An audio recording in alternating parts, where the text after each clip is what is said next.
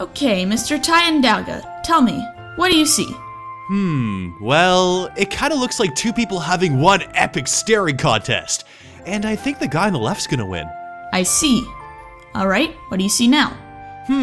Well, that kinda looks like a moth, or a butterfly, just flapping around having the time of its life. Very interesting. Okay, last one. What do you see here? Mr. Tyandaga, get back here. Nothing will improve if this is how you behave. Let's start with a character, an earth pony. Awesome, so far so good. Why not add wings? Sure, that's a Pegasi. Okay, what if we swap those wings for a horn? Neat, we've got a unicorn, nothing wrong here. But wait, let's keep that horn. And add the wings too. No, impossible, we've got too far. Everybody will hate us. But seriously though, while this community is known for love and toleration, we sure do hate the idea of Alicorn OCs. Why is that?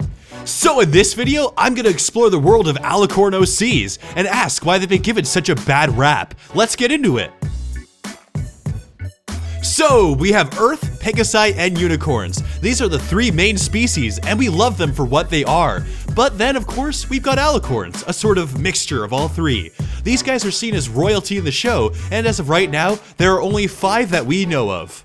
Alicorns are just as much a part of the world as the other 3 species. However, they tend to get a fair bit of negative criticism sent their way. So why is it that when someone makes an Alicorn OC, they get criticized for it, and even discouraged from it? Well, there are many reasons as to why, and everyone will come to their own conclusion, but one of the main reasons is one that I might have just given away. You see, Alicorns in the show are rare. As I said, there are only 5 that we know about, and for a while in the show, we only had 2.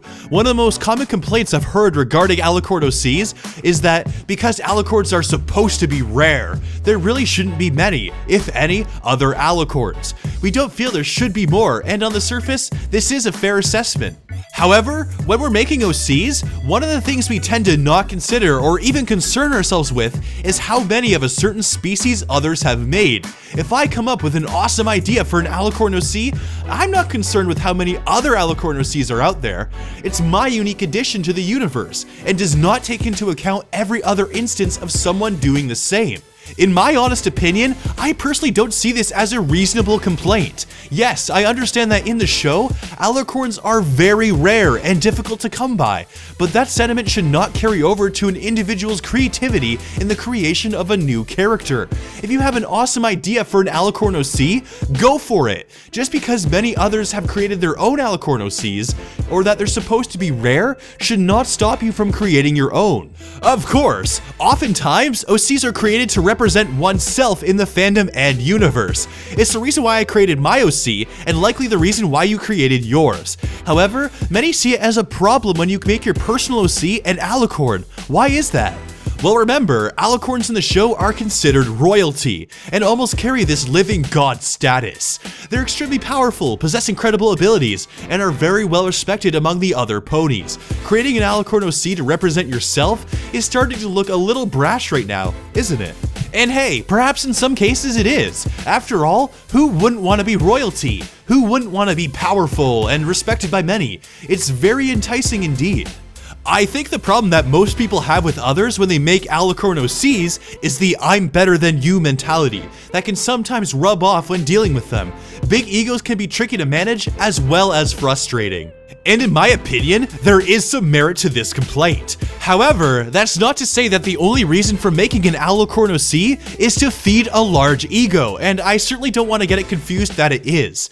Having asked a bunch of people with Alicorn OCs, I've actually found that the reason why some people decide to create an Alicorn OC for themselves is because they as individuals have reached their own insight and wisdom within themselves. Pretty deep, right? And this could be anything from breaking out of your shell and finding your self-confidence, to overcoming a particular challenge in life that has changed you for the better. If someone feels they've reached a certain wisdom in their life and want to reflect that by making their personal OC an Alicorn, I personally think that's a nice idea, and I fully encourage it. I certainly pass no judgment with people making their own personal OC and Alicorn with good reason. Of course though, I think the most prominent complaint that strikes up whenever discussing Alicorn OCs is that they're often labeled as Mary Sue characters. Unfortunately, the word Alicorn is often synonymous with the term Mary Sue in this community, and I personally feel that shouldn't be the case.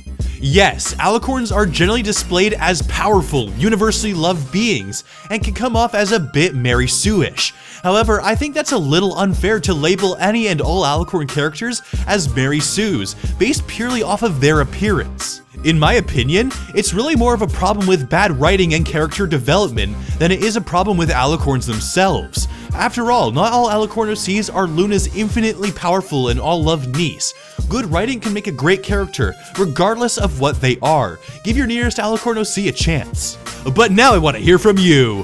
Why do you feel people dislike Alicorn OCs? Do you like them? Hate them? Maybe somewhere in the middle? Let me know in the comment section below. I love hearing what you have to say. So with that, I want to thank you all for watching this video. Hopefully you found this video informative, and if you enjoyed, then be sure to leave a like. As well, don't forget to subscribe and help support me for free, and it only takes a click. You can also find me outside of the show on Facebook and DeviantArt, where I post artwork as well as real-life shenanigans. But with that, thank you again so much for watching. This is Tyandaga signing out.